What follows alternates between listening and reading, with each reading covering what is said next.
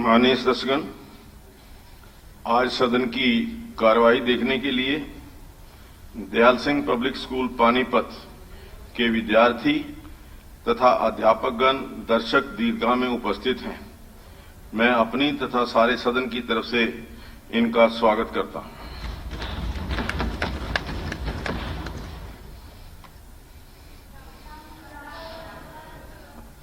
Thank you. बैठिए।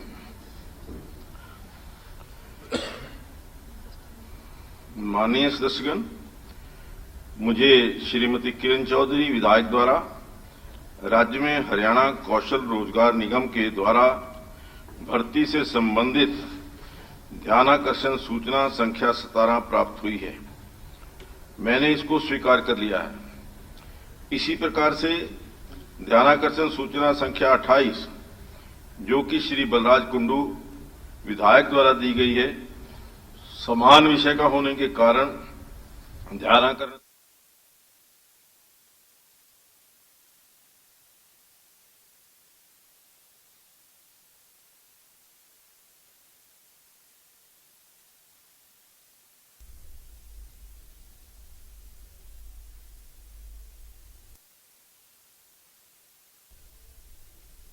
तथा आफ्ताब अहमद जी द्वारा दी गई है, इसे ध्यानाकर्षण सूचना संख्या 42 में परिवर्तित कर दिया है।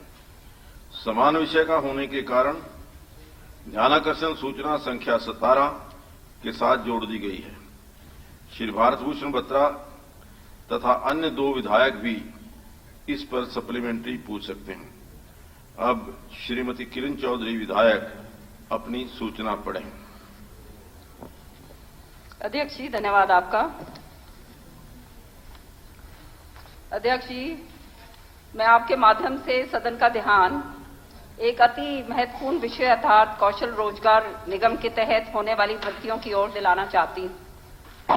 कौशल रोजगार निगम में पढ़े लिखे युवकों को कम वेतन पर रोजगार देकर एक तरह से सरकार द्वारा उनके भविष्य के साथ खिलवाड़ करने का ही काम करा जा रहा है।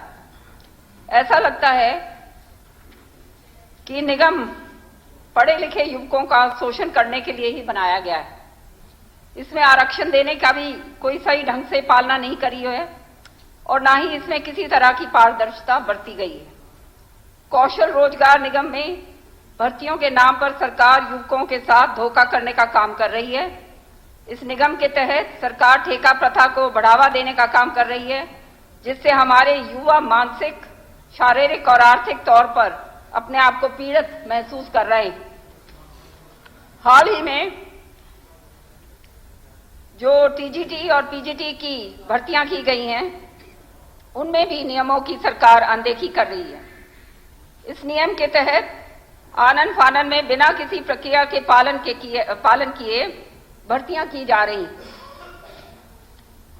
जिन लोगों को भर्ती किया गया है उनको दूर दराज के स्टेशन दिए जाते हैं, जिसके कारण बहुत से युवा जो हैं कम सैलरी और कच्ची नौकरी होने के कारण ज्वाइन भी नहीं कर पा रही है। उनके साथ बहुत जबरदस्त शोषण हो रहा है।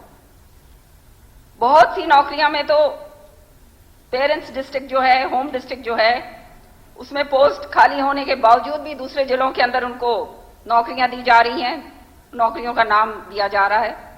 ऐसा करके सरकार पक्की नौकरियों के साथ साथ दलित व पिछड़े वर्गों का आरक्षण भी खत्म करने का प्रयास कर रही है। अध्यक्ष जी, आज के दिन करीब 1,80,000 से ज्यादा विभिन्न कैटेगरी के बहुत से विभागों में पद खाली पड़े हुए हैं और सीएमआई आंकड़ों के अनुसार प्रदेश 30.6% की बेरोजगारी दर जो है वो झेल रहा है। यह हरियाणा के लिए एक बहुत ही बड़ा काला धब्बा है।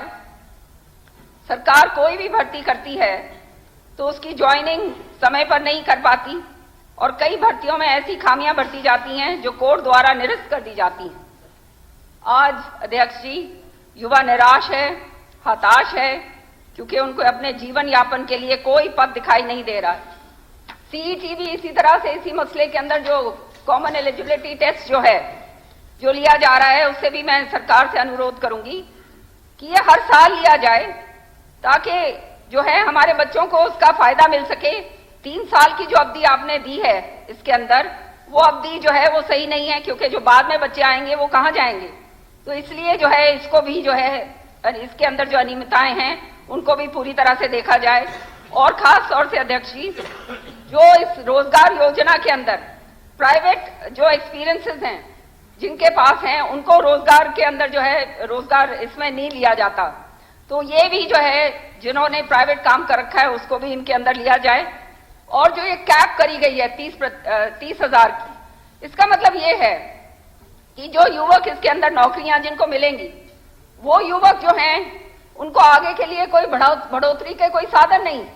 इसलिए बहुत जरूरी है अध्यक्ष जी कि ये भी प्रावधान डाला जाए कि जो बच्चे उसके अंदर अच्छा काम कर रहे हैं, जो मेरिट के अंदर आ रहे हैं, उनको भी आगे पूरी तरह से लिया जाए, ताकि उनको ये रहे कि आगे हमारा कुछ ना कुछ भविष्य जो है वो होगा। और जो है माननीय मुख्यमंत्री जी यहाँ बैठे हैं अध्यक्ष जी, ये यहाँ पर हमारी जब स्ट्राइक हुई थी, ट्रांसपोर्ट की बसों की स्ट्राइक हुई थी, उस समय जो है ये बच्चों को बुलाकर जो है ड्राइवर और ये कंडक्टर्स जो है उनको करवाया गया था। और माननीय मुख्यमंत्री जी ने उन्होंने मुझे बताया कि उन्होंने उनको आश्वासन दिया था कि उनको भी इसके अंदर शामिल किया जाएगा। तो मेरी अनुरोध है कि ऐसे जो कंडक्टर रह गए हैं, बहुत सारे बच्चों को तो आपने ले लिया है, ड्राइवर ले लिया है, लेकिन जिन्होंने सरकार का बुरे समय के अंदर साथ दिया है, उनको भी जो है इसके अंदर कौशल रोजगार योजना जो है उसके अंदर उसको शामिल किया जाए।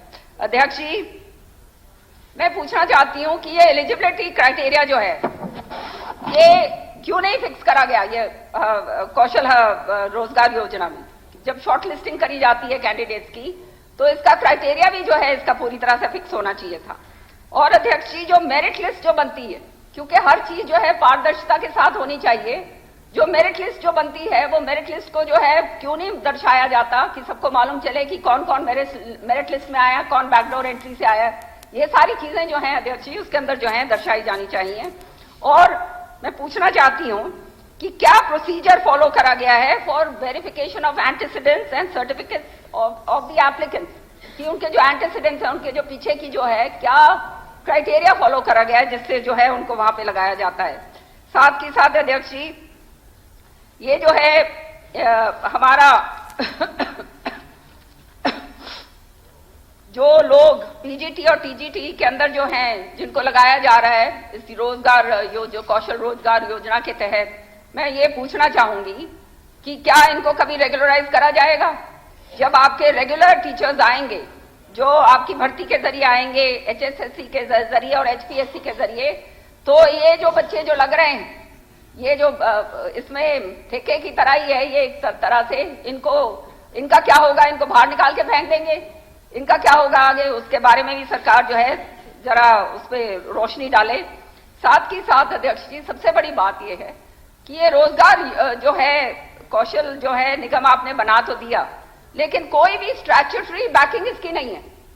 आज के दिन मतलब जो भी कार्रवाई सरकार करती है तो वो स्टैट्यूटरी बैकिंग के साथ जो है करवाई जाती है, ताकि आगे आने वाले समय में जो बच्चे इसके तहत लगे उनको जो है वो कुछ कार्रवाई कर पाए। यहाँ तो अगर ये इस तरह से, ये तो ठेका प्रथा जो है उसको बढ़ावा देने की बात हो रही है अध्यक्ष जी।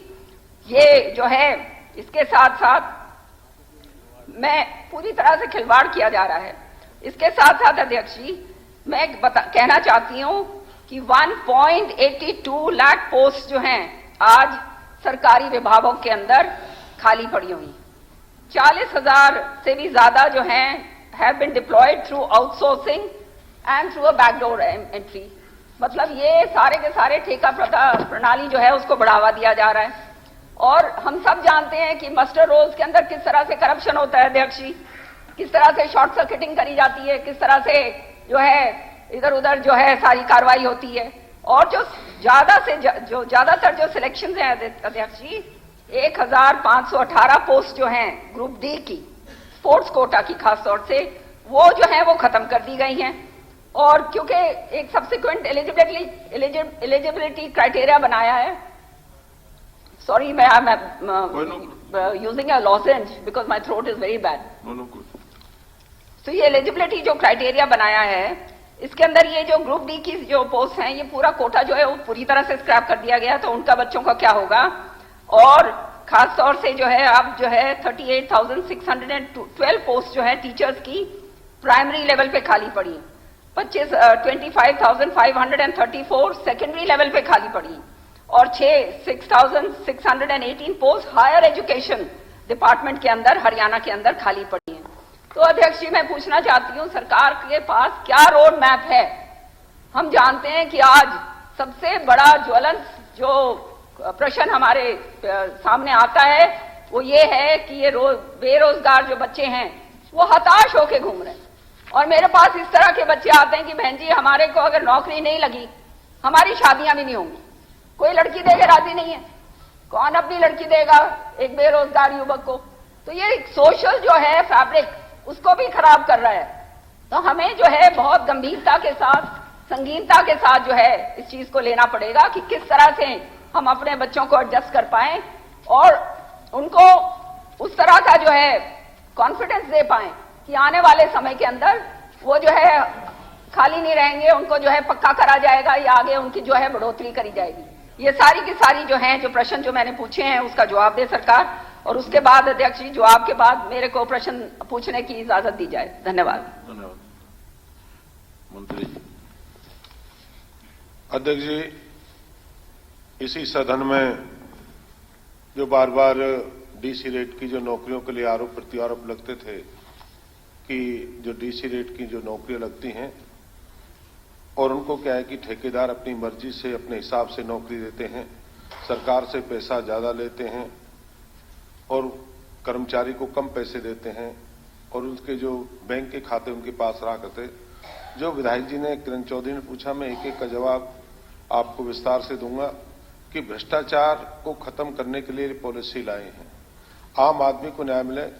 पहले जैसे पढ़े लिखे युवाओं को कम वेतन, भविष्य के साथ खिलवा युवाओं का शोषण, ये किरण बहन जी ने कहा है। कम वेतन, निगम वेज रेट डीसी रेट से ज्यादा है। ड्राइवरों को पंचकुला में पहले डीसी रेट 19,953 रुपये मिलते थे, अब निगम वेज के तहत 20,590 रुपये मिलते हैं। पहले युवाओं को निजी ठेकों के द्वारा शोषण होता था, ठेकेदारी प्रथा के तहत शोषण करते थे ठेकेदार और निजी ठेकेदारों के तहत अनुबंध कर्मचारियों को कम वेतन दिया जाता था। जो बार बार हम किसी स्कूल में जाते थे या किसी अपने जैसे आईटीआई की बात करूं या रोडवेज की बात करूं या स्कूल जाता हूं, उन सफाई कर्मचारियों थे साइन तो कराते थे, 12,000 रुपये देते, उनको 6,000 रुपये थे। तो बार बार आरोप प्रत्यारोप पूरे प्रदेश में लगते रहते थे। इस तरह से होता आया है और कर्मचारी सफाई के लिए अपने हक मांगता। आज कर्मचारी के सीधा पैसा उसके खाते में जाता है और उसे कोई आज हरियाणा में जिसने निगम बना है, कौन सा एक भी हरियाणा में किसी ने ये नहीं कहा मुझे समय पर पैसा नहीं मिले, मुझे पूरी तनख्वाह नहीं मिली। मैं एक एक कर पहले तो रोज दिन आए दिन यही कहता और इसी सदन में आरोप लगते थे। पहले युवा ठेकेदारों का शोषण होता था, ठेकेदारी प्रथा का शोषण और निजी ठेकेदार द्वारा कम वेतन दिया जाता था। निजी ठेकेदारों के लिए ईपीएफ, ईएसआई आदि उचित सुविधाओं के समयानुसार नहीं दी जाती थी। इन अनियमितताओं के विसंगताओं को दूर करने के उद्देश्य से हरियाणा कौशल रोजगार निगम का गठन किया। इसलिए हरियाणा कौशल रोजगार गठन के हरियाणा सरकार के विभिन्न विभागों में काम के लिए दिए जाने वाले अनुबंधित कर्मचारियों को भर्ती के लिए किया गया है। भर्ती के दौरान गरीब जो अंतिम व्यक्ति जो गरीब आदमी है, जिस आदमी का 1,80,000 से कम है, 1 लाख रुपए अपने परिवार का पालन पोषण करता है, उस गरीब व्यक्ति का कैसे उद्धार हो? उस गरीब व्यक्ति को नौकरी सरकार की सेवा करें। बच्चा इंटेलिजेंट है, बच्चा को घर पे नहीं है, वो बेचारे को कोई सहारा नहीं मिलता था। जो आसपास के हमारे लोग थे वही लोग इसमें डीसी रेट में नौकरी लगते थे कि गरीब आदमी को कैसे न्याय मिले, गरीब आदमी के परिवार का कैसे गए। प्रदेश के मुख्यमंत्री मनोहर लाल जी ने अंतिम व्यक्ति जो गरीब पंक्ति में खड़ा है उसका उद्धार कैसे हो और उसको कैसे उत्थान हो। तो भर्ती के दौरान गरीब अंतिम परिवार युवाओं के रोजगार उत्थान के लिए विशेष प्रावधान है। वर्तमान में कार्य कर्मचारियों में से कई बोगस कर्मचारी मिले और उनसे निकलकर बाहर आए हैं। पहले भर्तियों में पारदर्शिता नहीं है। हमारे साथी ने आरोप लगाया है, बहन किरण ने, अपने चहेतों को एडजस्ट करना है। मैं आपको जानकारी देता हूं अध्यक्ष जी, सभी भर्तियां सरकार के तय diplomat of controversial person policy 2022 से बनाई है 30 जून 2022 के तहत। वो साइट पे है, इसका जो सरकार की वेबसाइट पे उपलब्ध है। सभी भर्तियों के पूरी तरह से पारदर्शिता है, आप जाके देख सकते हैं, बिना किसी मानव हस्तक्षेप के। उसमें एक ऑनलाइन पॉलिसी के तहत के निर्धारित मापदंड भी हर पैरामीटर लाइन पे आप जाके देख सकते हैं। एक जानकारी आपको उपलब्ध मिलेगी और कोई बिना जानकारी के उसमें नहीं होगा। एक दूसरा और का है, सरकारी ठेकों को प्रथा बढ़ावा, युवा मानसिक शारीरिक आर्थिक तौर पर पीड़ित करना सरकार पर आरोप लगा। युवाओं को जो निजी ठेकेदार थे, जो शोषण करते थे, ESI, PF नहीं मिलना, 12,000 मिलना, 6,000 गोजा में रखना, तय करना, तय बाजारी करते थे, उस भ्रष्टाचार को खत्म करने का काम किया कि जो असली जो कर्मचारी है उसके गोजे में पैसा जाए और उन लोगों को मुक्ति। बेरोजगारों का जो बेरोजगार जो लोग थे, जिनको बेरोजगारी थी, जिसपे काम नहीं था, जो आदमी रोटी के लिए कपड़े के लिए तरता था, उन बच्चों को एक पॉलिसी प्रदेश के मुख्यमंत्री ने आई कि उससे क्या है कि उनको जो युवाओं का जो शोषण होता था वो खत्म किया। एक आज की एक नई किरण की कि लोगों को भरोसा और विश्वास हुआ है कि हमें कौशल विकास निगम में नौकरी मिल सकती है और EPF और ESI की आदि सुविधाएं जो जिसको ठेकेदार खा जाता था, जमा ही नहीं करता था, और जमा करके उसके खाते में ये ESI और PF दोनों ही उसके खाते में डालने का काम है। एक और आरोप लगाया, आनंद फानन बिना किसी प्रक्रिया के पालन की गई भर्तियां हैं। नौकरियों की जानकारी निगम पोर्टल पे है, कोई भी जानकारी अपलोड है। और अब जब भी हम नौकरी समाचारों से, पात्र के माध्यम से पूरी जानकारी दे। सभी भर्तियों में सरकार के द्वारा तहत diplomat of controversial person policy 2022 का पालन है। युवाओं को भर्ती सरकार द्वारा तय गई नीति के तहत है। ऑनलाइन पोर्टल द्वारा पारित तरीके से है। उल्लेख हरियाणा सरकार की वेबसाइट पर है।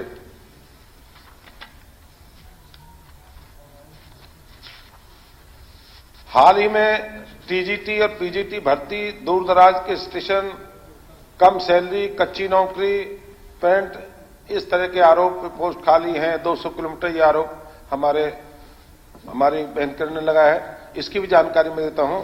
उम्मीदवारों का पंजीकरण करते समय अगर मुझे नौकरी चाहिए, मैं जिले से फरीदाबाद मेरा जिला, मैं 3 जिले लिखूंगा आसपास, 3 जिले लिखेगा 1, 2, 3, 3 जिलों। अधिकांश उम्मीदवारों को उनके गृह जिले, पहले गृह उनकी वीरता के अनुसार स्टेशन का आवेदन वहीं होगा। विभिन्न जिलों में उपलब्ध सीटों की संख्या, पंजीकृत उम्मीदवार संख्या के बीच में अंतर। कई बार कैंडिडेट ज्यादा है, पोस्ट कम है। अगर पोस्ट ज्यादा है, कैंडिडेट उस जिले में नहीं है, दूसरे जिले का वहां जाकर होगा। ये भी सारा ऑनलाइन सारी है। विभिन्न जिलों को फिर सीटों की संख्या, उम्मीदवार संख्या के बीच के अंतर, कितना अंतर है, कहीं ज्यादा है, कहीं कम है। कोई आदमी मुझे जिले फरीदाबाद से मैंने दिया, मुझे मेवात मिल गया, मेवात ने मुझे पलवल मिल गया, तो ये कि जो उसमें है, अगर अपने जिले में पूरे हो जाते हैं, दूसरे जिले में चला जाता है। और गृह जिले उनकी वीरता के अनुसार सीटों की उपलब्धता न होने से दूसरे जिलों में अधिकांश सीटों उपलब्धता होने के कारण कुछ उम्मीदवार दूर के स्टेशन आवंटित होते हैं। जब अपने जिला नहीं मिला, दूसरी जगह जाएंगे। और एक आरोप और लगाया हम पे, दलित और पिछड़े वर्ग को आरक्षण सही ढंग से पालन नहीं हुआ। Diplomat of the controversial person policy 2022 clause number 9 आरक्षण पॉलिसी का उल्लेख है। वर्तमान में भर्तियां निगम द्वारा आरक्षण पॉलिसी का प्लान है। हमारे 1 लाख कर्मचारी आज नौकरी कर रहे हैं पॉलिसी के तहत, जिसमें 40,045 जनरल से हैं, बैकवर्ड से 26,629, शेड्यूल कास्ट से हैं 30,170, और जो नई है उसमें जनरल में जैसे मान लो 3170 अभी हमने किए हैं, उसमें 1301 जनरल में, बैकवर्ड में 655 और शेड्यूल कास्ट में 1214। तो मेरे मानने है कि हमने कोई भी क्राइटेरिया उसको लिया है, जहां जनरल 41% है, जहां बैकवर्ड 27% है, जहां शेड्यूल ट्राइब 31.4 है। तो मैं मान के चलता हूं कि जो भी पॉलिसी जो है अपने जो इससे पॉलिसी कौशल विकास निगम एक एक पॉलिसी के तहत है। और हम जिस भ्रष्टाचार बार बार आरोप लगता था, किसी विधायक एमएलए का, उसने अपने चहेते लोगों को लगा दिया, उसने फरीदाबाद लगा दिया, उसने हिसार लगा दिया, उसने आदमपुर लगा दिया, सिरसा लगा दिया, रोहतक। आज जिस जिले के पढ़े लिखे नौजवान साथी जिस जिले में हैं, पहले उसको भर्ती मिलेगी, बाद में दूसरे जिले को मिलेगी, जो बार बार पूरे हरियाणा प्रदेश में आरोप लगते, उस भ्रष्टाचार को खत्म किया है। उस भ्रष्टाचार पर प्रदेश के मुख्यमंत्री मनोहर लाल जी ने जो भ्रष्टाचार के जो लीकेज थे उनको बंद करने का काम किया। जो ठेकेदार बार बार उसको खाते थे, ये SIPF को खाया थे, इस बात के लिए। और मैं ये नहीं कहता आप जाके पूछे गरीब आदमी को, अंतिम व्यक्ति जाके पूछे ना किसका बेटा नौकरा, वो अपनी योग्यता के आधार पर लगा है। और उसके जो इन्होंने कहा है, एक मिनट बंद लीजिए विधायक जी, रुक जाइए, बता देता हूं एक जरा राखिए।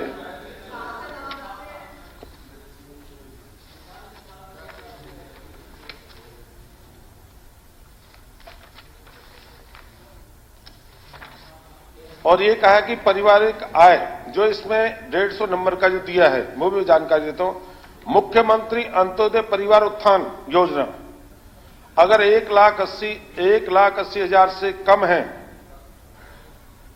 1,80,000 वाले को 40 नंबर मिलेंगे, जो 1 लाख से कम है उसको 50 नंबर मिलेंगे, जो 1,80,000 से 250 रुपए का उसको 30 अंक मिलेंगे, जो 2.5 लाख से 4 लाख है उसको 20 अंक मिलेंगे, जो 4 लाख से जिसकी कमाई 6 लाख तक है उसको 10 अंक मिलेंगे। और फिर मैं पूछा उम्र की छूट, जो कि जैसे उम्र में है, कई बड़ा है छोटा नहीं मिलाते, जो 18 साल से 24 वर्ष तक उसको 5 अंक मिलेंगे, जो 24 वर्ष से 30 वर्ष तक है उसको 10 अंक मिलेंगे, जो 30 से 36 अंक है उसको 15 अंक मिलेंगे, जो 36 वर्ष से 42 वर्ष का उसको 10 अंक मिलेंगे, जो 42 वर्ष जिसकी उम्र की उसको कुछ भी नहीं मिलेगा, उसको 0। और ये भी कहा है कि भी पूछा है अपने जो क्वालिफिकेशन, रीकल क्वालिफिकेशन के बारे में जानकारी मांगी है। 20 अंक तक दिए जाते हैं, जिनमें रीकल और सर्टिफिकेट जो कि NCVT और CCVT के से जैसे कि ITI से किसी को SBSU यूनिवर्सिटी से मांगी, पोस्टों के हिसाब से डिप्लोमा है, डिग्री है, उसके हिसाब से जैसे सोशल इकोनॉमिक के हिसाब से 5 अंक देने का दिए जाएंगे, जिसमें विधवा है, कोई दूसरा बच्चा, उसका पिता 42 साल की उम्र में चला गया, उसको 5 नंबर देने का काम करेंगे। या बच्चा छोटा 12-15 वर्ष की आयु है और पिता का स्वर्गवास हो गया, उसको 5 नंबर देने का सरकार ने काम किया है। जो बच्चा कॉमन टेस्ट में पास कर लेगा उसको 10% छूट दी जाएगी।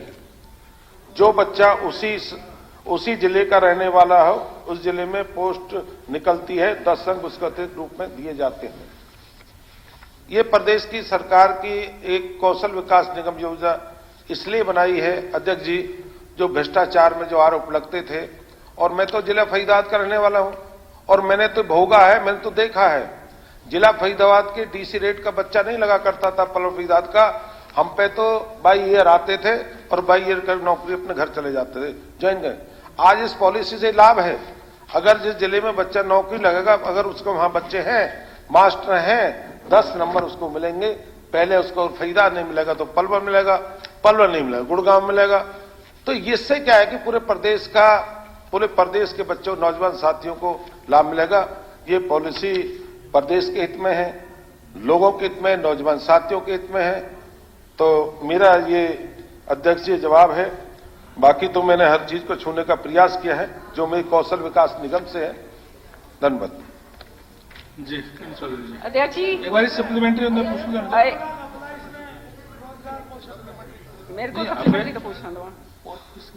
अध्यक्ष जी, बहुत विस्तार से माननीय मंत्री जी ने इसका जवाब दिया, लेकिन कई चीजें ऐसी हैं जो अभी भी ग्रे एरिया के अंदर हैं, और वो मैं आपसे खास तौर से पूछना चाहूंगी कि जो PGT की जो एडवर्टाइज करी गई थी सरकार से पोस्टें थ्रू HSSC और बाद में विड्रॉ कर ली गई थी, क्योंकि as they had come under the gazetted group B, अब खाली एचपीएससी जो है वो कॉम्पिटेंट था इसको रिक्रूटमेंट्स के लिए। अब इसको इनमें से निकालकर हरियाणा कौशल रोजगार योजना के अंदर इसको डाल दिया गया है। तो इन लोगों का जो है इसका मतलब ये आगे ये आप इसका रिक्रूटमेंट नहीं करेंगे। दूसरी बात अध्यक्ष जी, ये आपने एलिजिबिलिटी क्राइटेरिया और ये मेरिट की बात बहुत विस्तार से बताई है।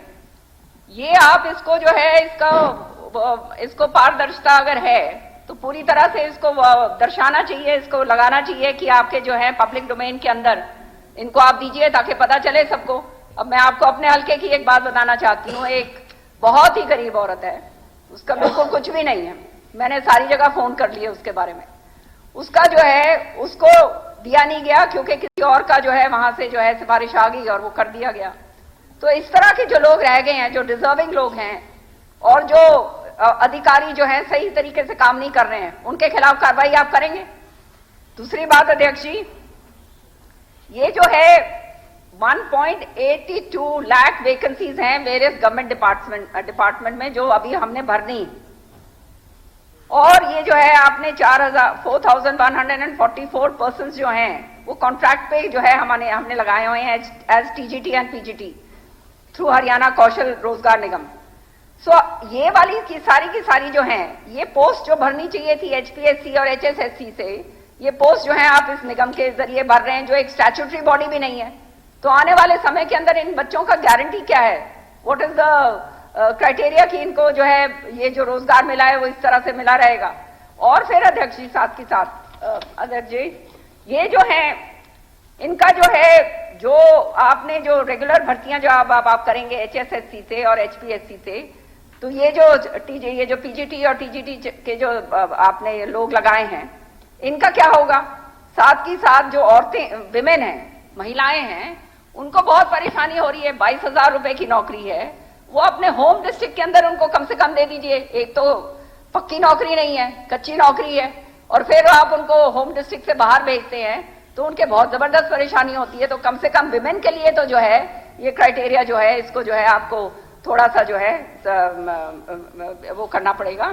साथ ही साथ अध्यक्ष जी, ये मैंने एक प्रश्न पूछा था कि हमारे जो हैं जो इसमें एलिजिबिलिटी क्राइटेरिया है जो प्राइवेट एक्सपीरियंस वाले, अब बहुत सारे ऐसे बच्चे हैं जिन्होंने सरकारी काम के अंदर काम नहीं करा है, कोई डीसी रेट पे नहीं लगे, कोई और नहीं लगे, लेकिन जो है उनका एक्सपीरियंस और बहुत है और सरकार की उसके अंदर जो है वो नौकरी करना चाहते हैं, ये रोजगार योजना निगम के तहत ये आना चाहते हैं जहां पे उनको 30,000 रुपए मिलेंगे। तो ये जो है प्राइवेट जो एक्सपीरियंस है ये भी आप इसके अंदर आप ले रहे हो, या जो प्राइवेट एक्सपीरियंस वाले बाहर के लोग हैं उनको नहीं लिया जाएगा, ये बहुत जरूरी है अध्यक्ष जी। इसी तरह से वो जो कंडक्टर्स जो हैं जो आज जो बाहर धरने पर बैठे हुए हैं इतने सारे, उनको जब कहा गया था कि उनको लिया जाएगा, उनको भी इसके अंदर नहीं लिया जा रहा जब सरकार का उन्होंने काम किया हुआ है और सरकार के बुरे वक्त के अंदर जो है वो काम आए हुए हैं। तो अध्यक्ष जी ये सारा का सारा जो है, और ये कैप जो आपने लगाया, ये हमारे बच्चों को मालूम चले कि ये जो 30,000 रुपए का आप दे रहे हो बहुत अच्छी बात है, लेकिन ये जो कैप आप लगा रहे हो इसमें फिर आगे बढ़ने का तो कोई सिलसिला ही नहीं रहता। जो इसके अंदर आ गया बेचारा वो तो सारी उम्र भर तक जो है बुढ़ापे तक जो है सफेद बाल हो जाएंगे, दांत टूटने लगेंगे, सारा वो होगा तो पढ़ाई लिखाई जो करी है नहीं करी है जो भी है वो 30,000 तक अटक के रह जाएगा। तो इसका भी कोई प्रावधान आप कीजिए। और ये सारा का सारा काम केवल जो है आप अगर ये मापदंड बनाएंगे, रूल्स रेगुलेशंस